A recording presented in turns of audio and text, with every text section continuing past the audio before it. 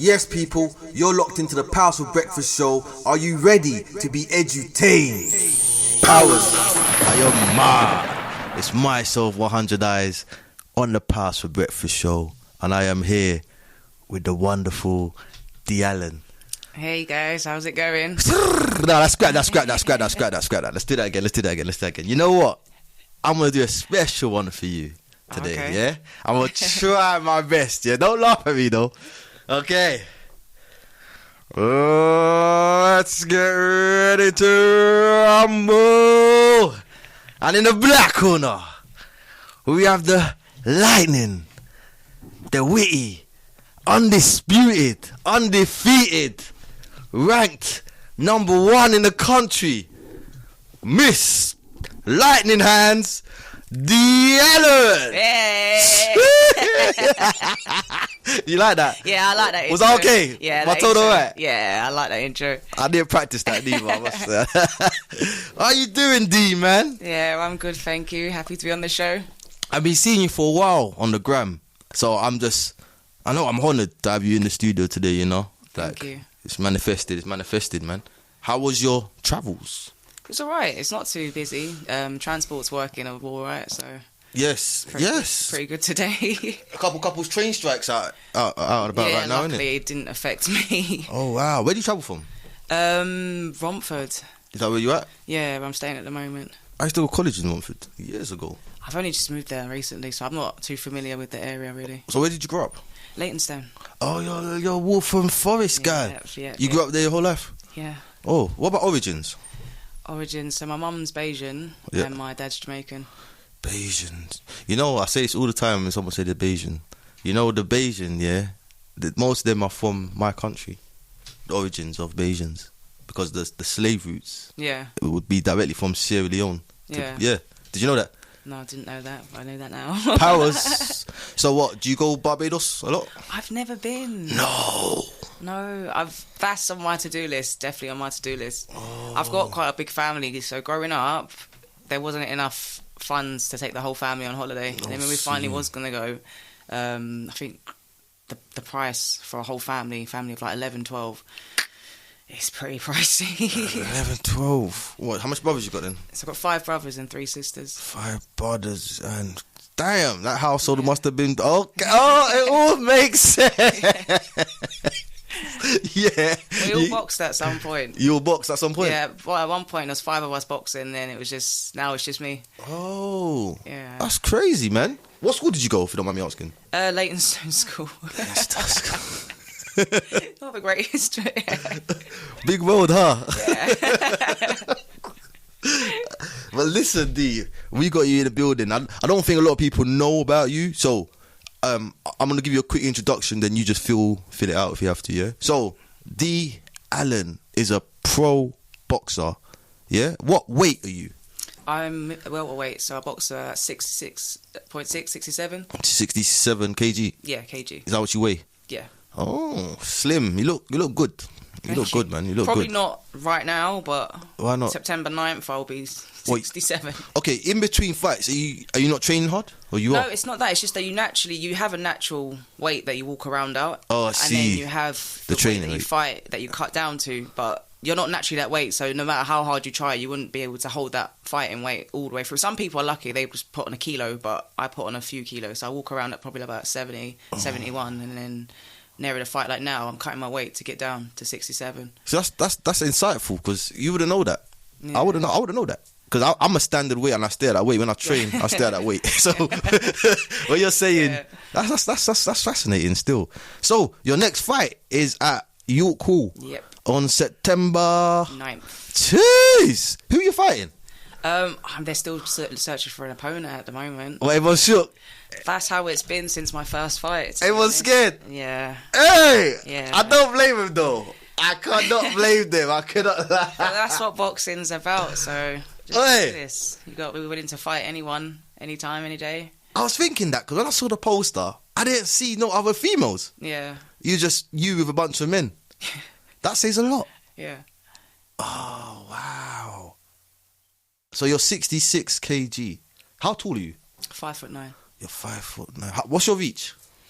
I don't know exactly. I just know I've got long arms because everyone tells me I've got long arms. Wow, you don't want to be on the end of them arms, mate. Trust me. Go look at the advert. The advert's a bit dangerous, isn't it? Yeah. So let's obviously you got a big family, right? Yeah. Obviously I'll say that's propelled your boxing.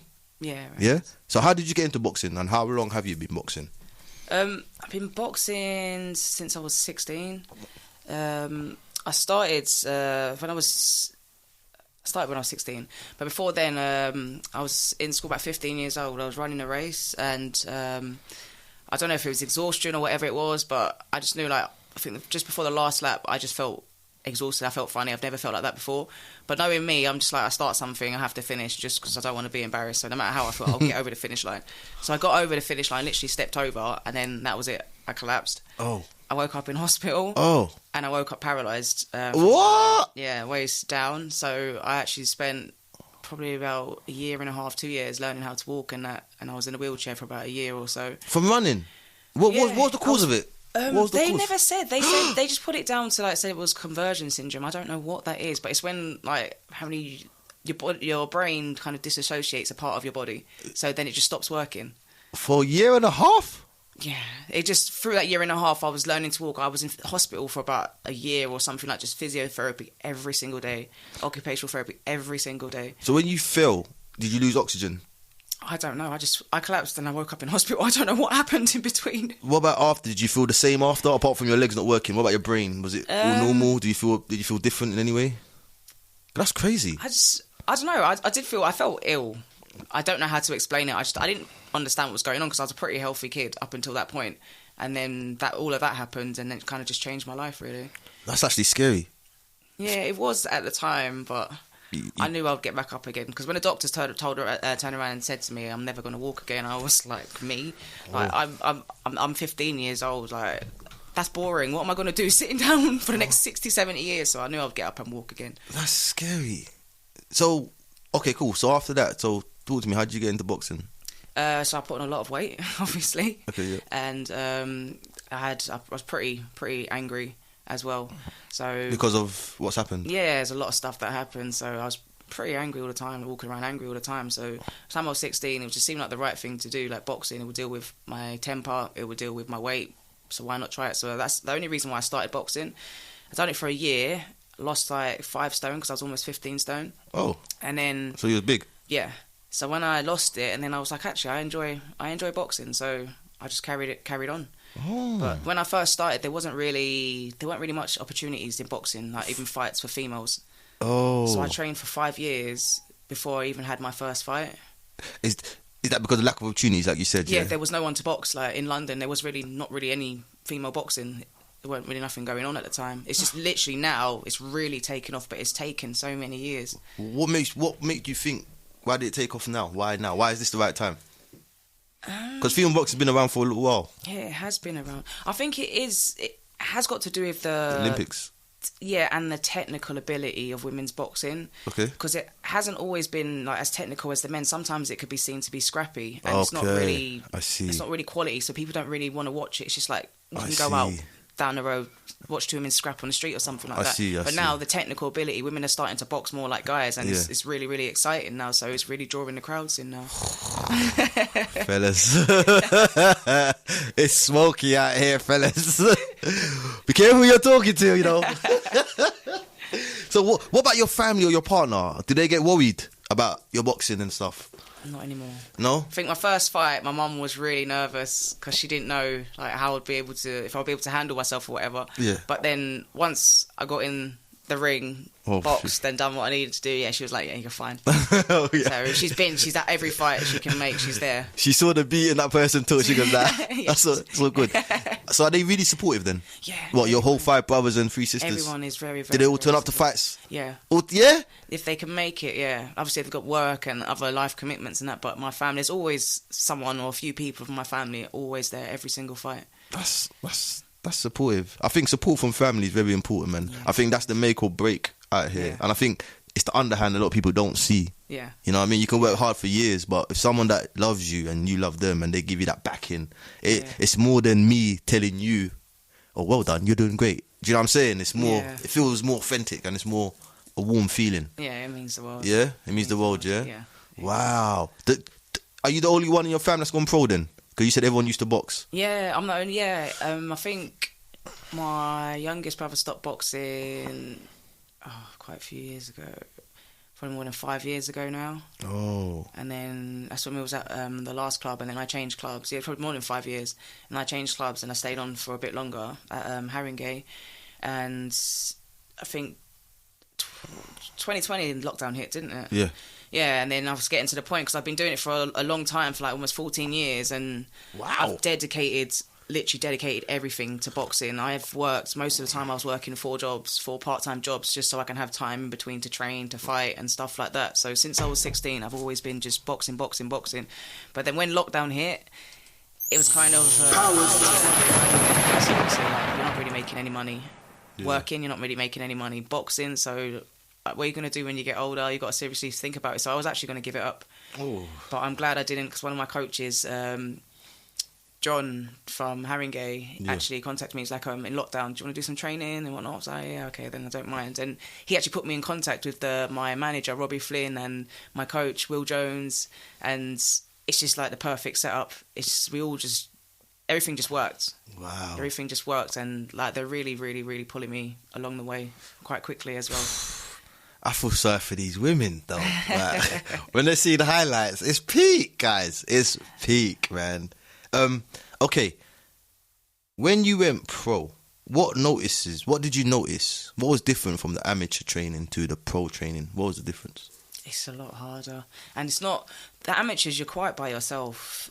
You don't really get like advice with nutrition. You don't really get much advice about anything. So you do things the wrong way. You're making weight, you probably do it. Well, you do it absolutely the wrong way. And you don't really get taught to sit on your punches. It's more like point scoring. So it's more about in and out. Mm-hmm. But now I finally understand why that is. It's because obviously amateurs, you're not getting paid for anything like that. So you don't really want to be taking serious damage that can ruin you, and you can't work or anything like that. That's it. But in the pros, they teach you to sit on your punches. So you end up hitting a lot harder. Oh. So the knowledge is definitely a key factor there. Yeah. Wow. What about the training? Training increased a lot, but how much percentage? Yeah. Like how much days are you doing in amateur? How much days are you doing now in pro? To be honest, in the amateurs, I've always trained like 6 days, twice a day. But in the amateurs, I was doing it more by myself. So one in the morning, one in the afternoon? Yeah. Oh, that's a lot. I know, whilst working in between. That's a lot. But if you want something, you've got to work for it. Ouch. But in the amateurs, it was easier. But I realised it's because most of the training I've done by myself. So I'll be at the club 3 evenings a week. But then the sessions I was doing, like the other sessions I was doing mainly by myself. So most of the training was on my own. So I don't think... I was pushing myself, but not as much.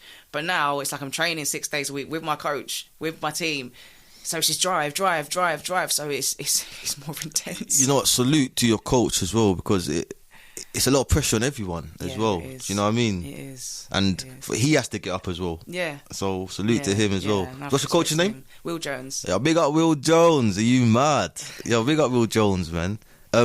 So what's your training routine like? Can you give me an example? So it's at the moment it's like work. Would you do training. cardio in the morning, weights in the evening, cardio in the morning, so boxing in the evening? I don't know. It's boxing. We have boxing Mondays. I have boxing, so that'll be like technical. So it'll be like skipping, bag work, pads, and stuff like that. If we have any sparring sessions and sparring, Tuesday we go for 10k run. Ooh.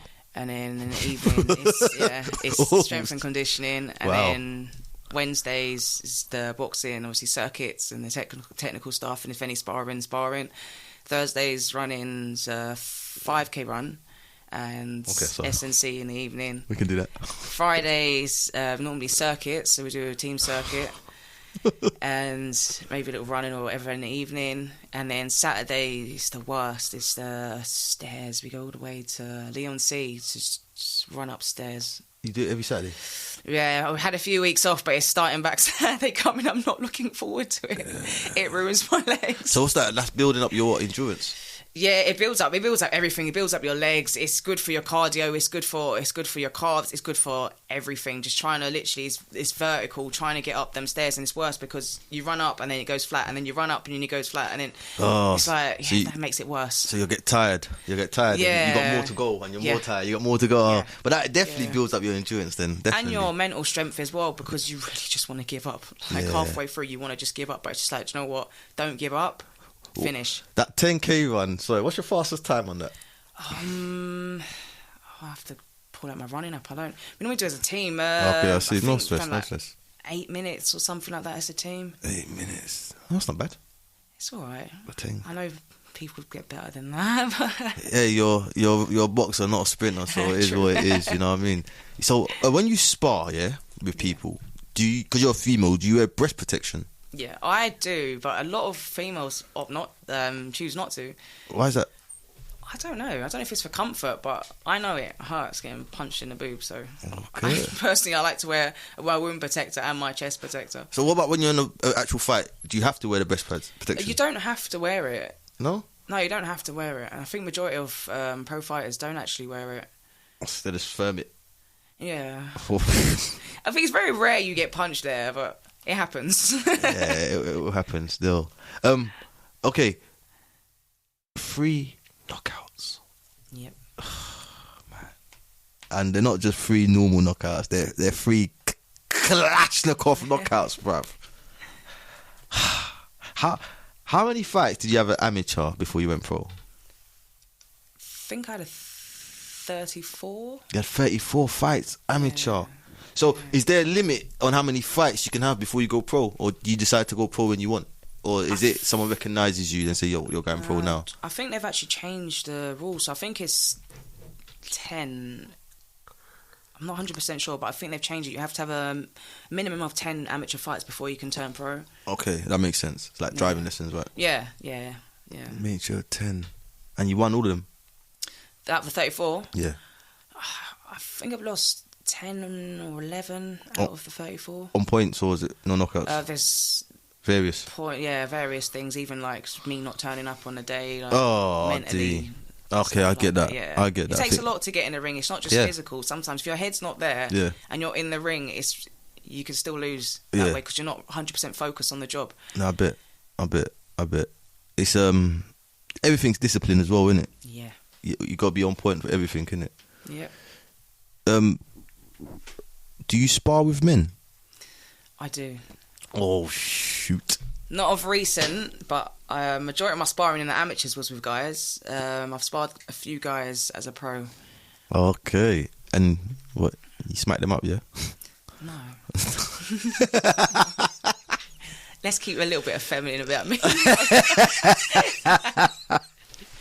Guys, if you want some smoke, yeah. Nah, I'm joking. Hey, what's your worst injury you've had from boxing? To be honest, the worst injury I've had has not been... I think all my injuries, the worst ones, they're not from boxing itself. The worst one I had was my elbow, my right elbow. I had a neopraxia of my ulnar nerve, and that was literally... I was in the gym doing chin-ups. You know, you have the power tower, and you just got like chin-up bar and a dip bar. Yeah. But the dip bar, you're supposed to open out. Yeah. I was doing chin-ups and I just totally forgot. So when I jumped down, I smashed my elbow. But I didn't... You know, everyone's it's a funny bone, you're a funny bone, yeah. It's supposed to... It feels funny, but I didn't know you can get a serious injury from it, so I just carried on. I think I got the same injury as you. Yeah, it's horrible. Yeah, when I was practicing my elbows. Yeah. I hit it wrong. That's why I hit it wrong. Yeah. And the whole hand just goes numb. Yeah.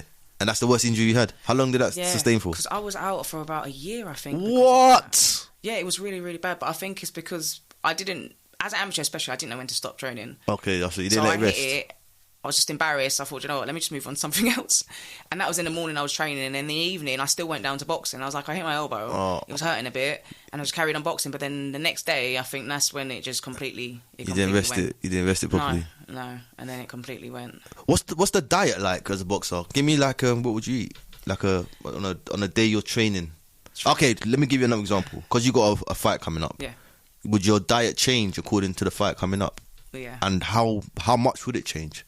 So I've had my little, after my fight, I've had my little fun bit where I just eat what I Of want. course, yep. But now it's like more porridge in the morning, or I have some eggs, maybe some toast, salmon or something, avocado. Lunch, I would have my carbs then. So I like, at the moment, I love sweet potato. So I have sweet potato and a bit of potato. And I know the sweet potato kind of gives me that energy that I need and helps my glycogen levels. And I'll have maybe some salad, veg with that, and some protein, so meat or fish. And then in the evening, it would be protein, so fish or chicken or shellfish or something like that, and then vegetables. And in between that, maybe after training, I'll have a protein shake, and that is it. Okay, it's all according to your training then, isn't it? Yeah. A lot of protein in it, high protein diets. Yeah, and obviously if I take supplements as well, and if I do feel like I'm dipping at any time, because I don't really, especially when I'm cutting weight, I cut down the salt and cut down the sugar, but if I do feel like I'm dipping a bit, I will have like something sweet. How's your sleep? Fruit. My sleep is probably not the greatest for a boxer. Yeah, because sleep's important. Yeah, in all aspects of, especially when you're training. Yeah, it's very important. It's for rest and recovery, and for your mental, it's for everything. Have you got into a fight where you didn't sleep the night before? Not really, because I like to sleep before a fight anyway. Okay, I see. I don't all the time. I don't always get the opportunity to do so, depending obviously on the environment, the changing rooms and stuff like that. But that was always my thing, is as an amateur, that always worked for me, because it keeps me calm. I don't waste any energy, and I just go to sleep, find somewhere by myself, put my headphones on, put music on, go sleep. My coaches come wake me up when it's time to do the business. Okay, so yeah, you got a good team. Your team's on point, man. I see the trailers. Actually, your team looks dedicated, man. Yeah, looks proper. Oi, you're gonna be top notch. You know, I can see it. Thank you. I'm just gonna admit it. When I shadow box, I feel stupid. Why? Because it's like I'm just punching air, and it's just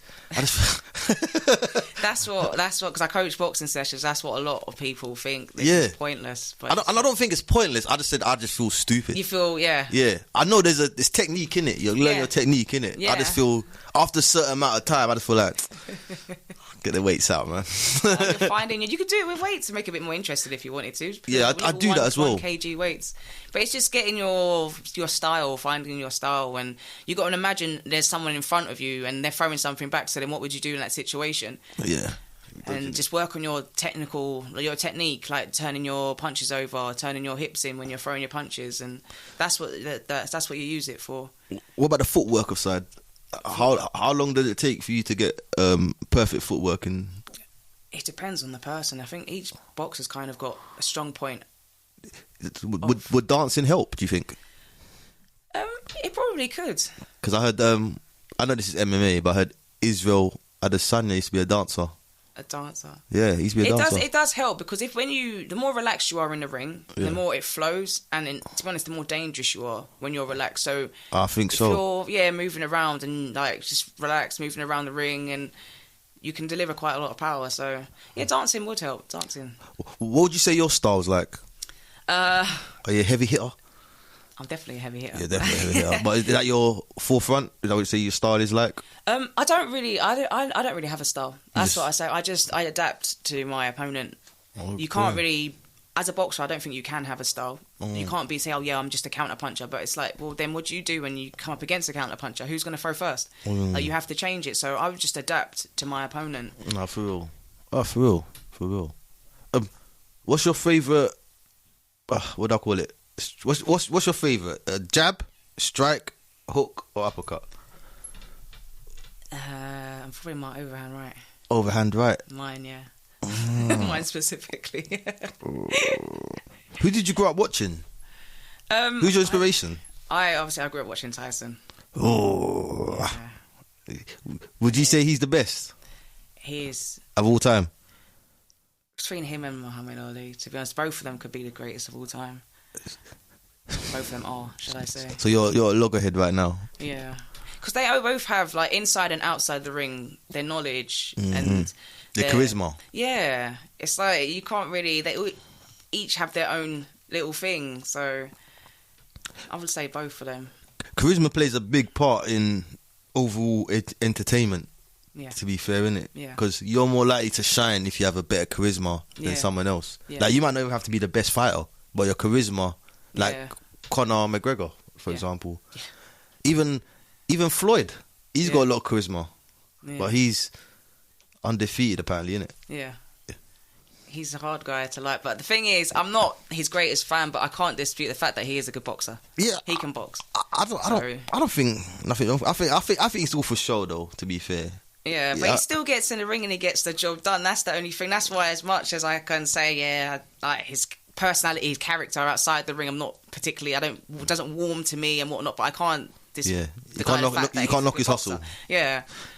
Yeah, he was with Adrian Broner at one point, wasn't he? Yeah. Until he lost, didn't it? Yeah. Then after that, he just distanced, didn't it? Mayweather, he hasn't lost as a pro. No, Adrian Broner lost the fight, and I think that's when Mayweather got rid of him from Yeah. TMT, Yeah. innit? Yeah. You gotta do what you gotta do. You gotta do what you gotta do. In females boxing, yeah, why are the rounds 2 minutes instead of 3? They said it was scientifically proven that females lose more fluids during exercise than men. So if we done 12 rounds, we would lose more like salts and sugars and stuff like that, and it wouldn't be as good for us than men. So that's literally. And what do you think as a fighter? Do you think that's true? To be honest, I think it might actually be true. Yeah. Because sometimes like the way I sweat I proper sweat like in training, and if I don't take like electrolytes during training, I actually feel it afterwards. I feel really, really rubbish because there was one point I didn't have time to buy any more electrolytes, so I was training for about a week without it, and I felt a massive difference, and then I added it back, and there was a big difference. So I actually do I do believe it. So for those that don't know, electrolytes are it's like the sugars and salts in your body. So when you say you bought electrolytes, yeah, it's like it comes in a little tablet. Oh, see. Yeah. And you feel good the next day after you train? Yeah, it just not as worn. Yeah, and dehydrated. That's the thing. Dehydrated. When you don't have it, like when you're drinking just water, sometimes it flushes through so fast that you get nothing out of it. So you start to feel dehydrated. But when you add that, it just adds something to it, so your body holds on to it better. There's a lot to it. You know what? I always thought the 2 minute rounds were because they want to see more action from the females, because timing we'll get things done quicker, wouldn't it? Yeah, I know. It does make it. You do feel more pressure because you do have less time. I think the max a women does is 10 2-minute rounds. 10, whereas the guys is 12 3-minute rounds. Yeah. But it's for. Apparently, it is for us. It's been scientifically proven. That's what they say. But then that's because what I asked, because as an amateur, when you turn the elite, so you start off doing 3 2-minute rounds, and then when you get to an elite, it was 4 2-minute rounds for the females, but then they've changed it, so it's 3 3-minute rounds for guys and girls, and then you turn pro, and then you go back to doing 2. So it is a bit confusing, but there's a reason for it. You're ranked UK number 1, right? Yes, I am. So when the Olympics come up, are they calling your name? No, they wouldn't be. Why? I'm not going.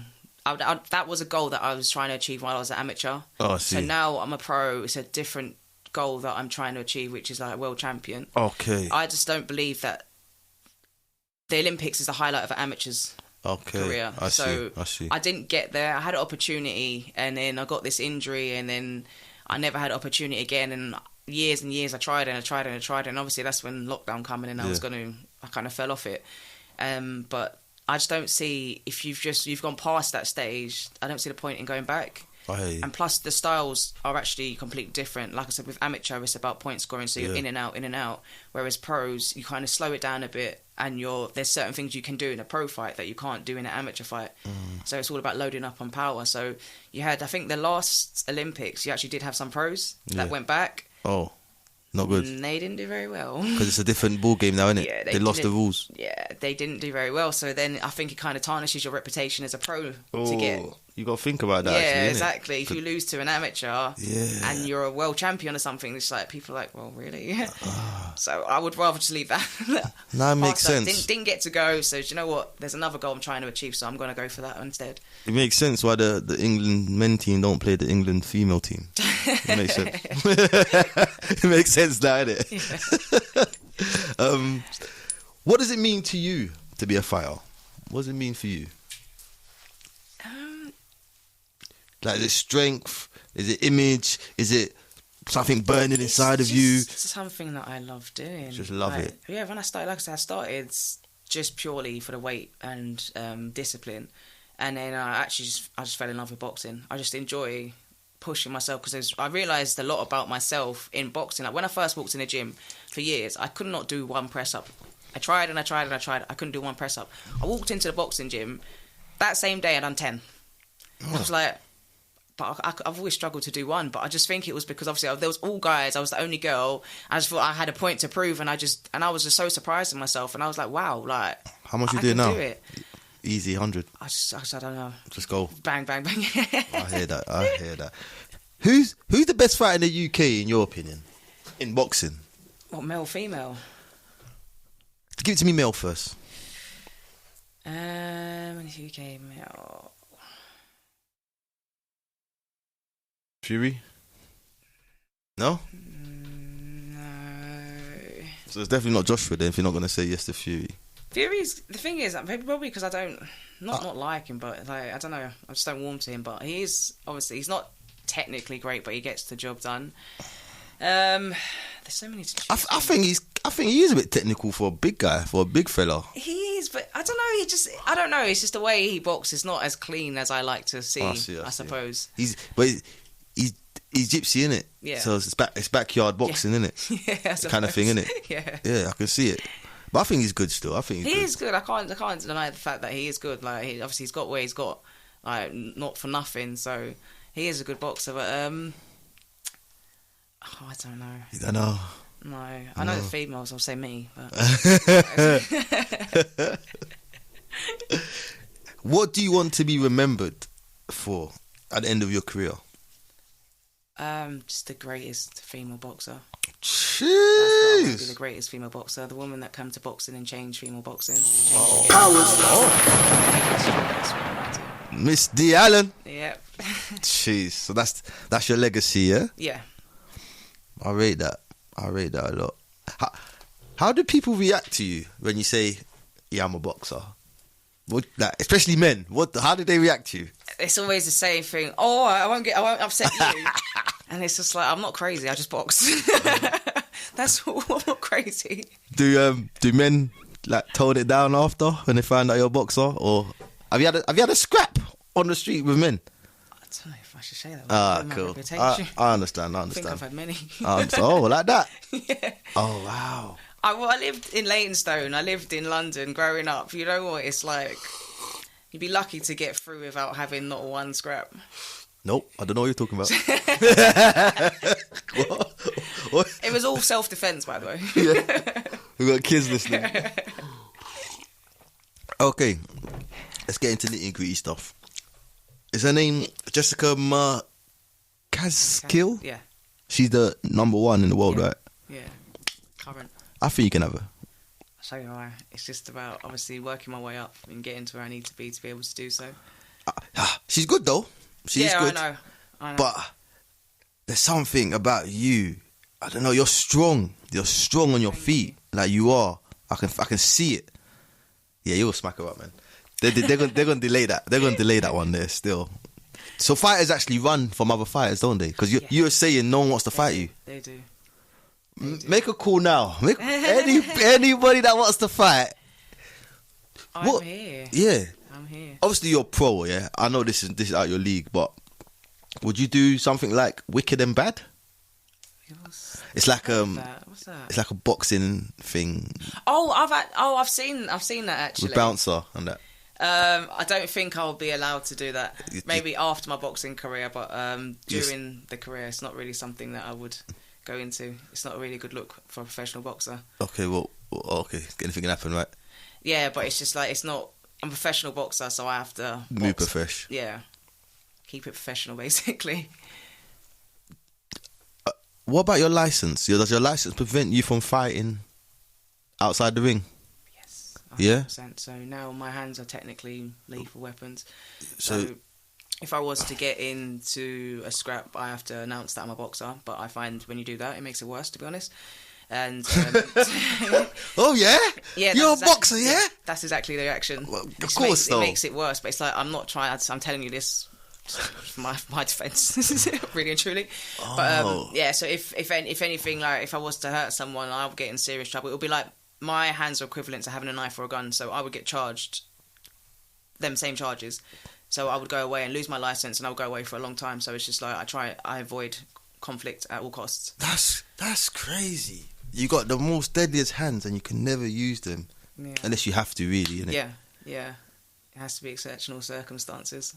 And what's and exceptional? It has to be self-defense. What? So maybe if someone tried to stab me or something like that, then or shoot me, then I can use it. Because then technically, then it'll be fair. Because if mine are equivalent to a knife or a gun, if you bring that to a fight, then let's do this. What about if another woman tried to fight you, and you can see she can't fight, and I can defend myself. Yeah, but you can't strike her. No.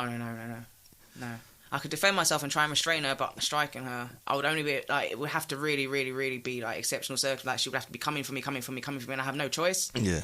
Then fair enough, but they'll probably still question that. But other than that, I've just got to literally try and keep my calm as much as possible. It's not easy. So when you finish your career as a boxer, does your license get taken away straight away? So from there, you've had to fight. You have to fight at the ring. I've never actually asked that question. I don't actually know myself. That's something I need to find out. I suppose once your license expires, it expires. But then you've always got the fact that you're a professional boxer, and everyone knows that. So it's something that I need to find out. It's a good question. Wow. Fighting's it's a mind fuck, isn't it, really? Because it's like you can do all these things, but you can't do all these things. Yeah. Unless you're in a contained environment that you're watched and controlled in. It's like it's self-discipline though, because like I said, I was quite an angry child growing up, and it's taught me I have to really, really control myself. Otherwise, I can lose everything, and I don't want to lose everything. I'd rather just keep it calm and walk away from a situation if I can, than sit in a cell and just ruin my life for what. So why was you angry? If you don't mind me asking. I just had a lot of stuff growing up. I didn't have the best childhood. I just by the time I was 16 or younger, I had a lot of obviously I got paralysed and stuff like. There was just a lot of things, and I was just confused. I was angry, so that was just me. I was just Well, you done well, Dee. Thank you. Like, you done well. I can see it. Even when I see you box, it's like you got something special there, 100%. And I know everyone can see it as well. And I hope you can see it. I'm starting to now, honestly. Yeah? I'm gonna say it now. I'm claiming it.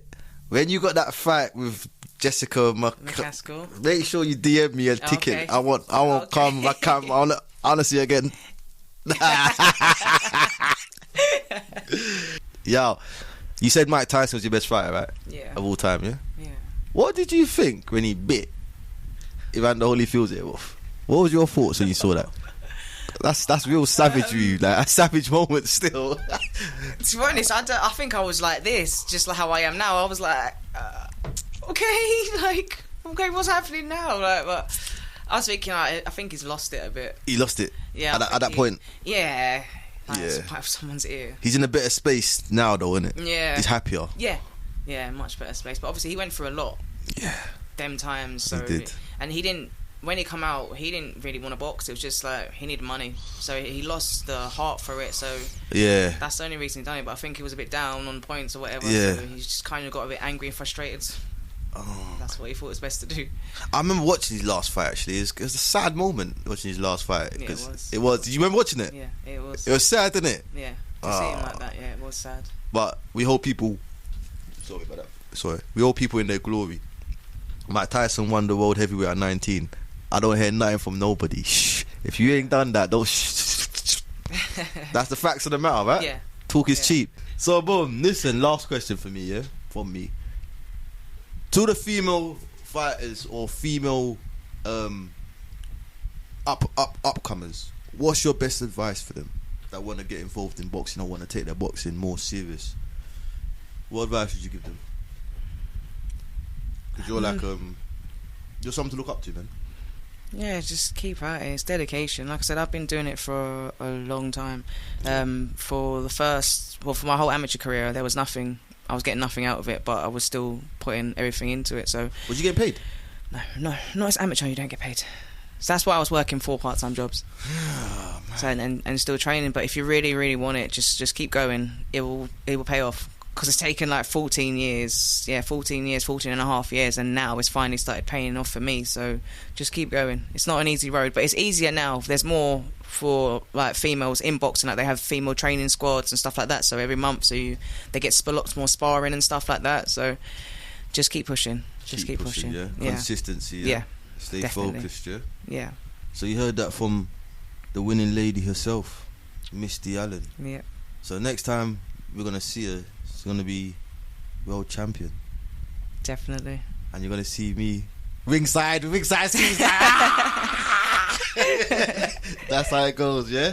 Well, Miss Dee Allen, thank you for this wonderful interview. I hope you enjoyed it. Yep. Thanks for having me on. So September 9th is your next fight, right? Yep, at York Hall. So how much are tickets going for? And where can they get the tickets from? From me. From you, £50 standard tickets, £100 ringside. York Hall? Yep, York Hall, Bethnal Green. And where can they find you? For those who don't have direct contact with me, probably best on social media, on Instagram. What's your Insta? My Insta's Dee Allen Official. Yep. So if you look me up and just drop me a message if you want any tickets. So that's D_Allen_Official. Allen, how do you spell Allen? ALLEN. For the people that are listening, ALLEN. D_ALLEN_official. Yep. Miss Dee Allen, people. Make sure you catch her on the 9th of September. Tucking guys in as usual. Yo, Miss Dee Allen, you have a beautiful day. Thank you very much for coming down to Powers for Breakfast. Oh, thank you. Thanks for having me on. Powers.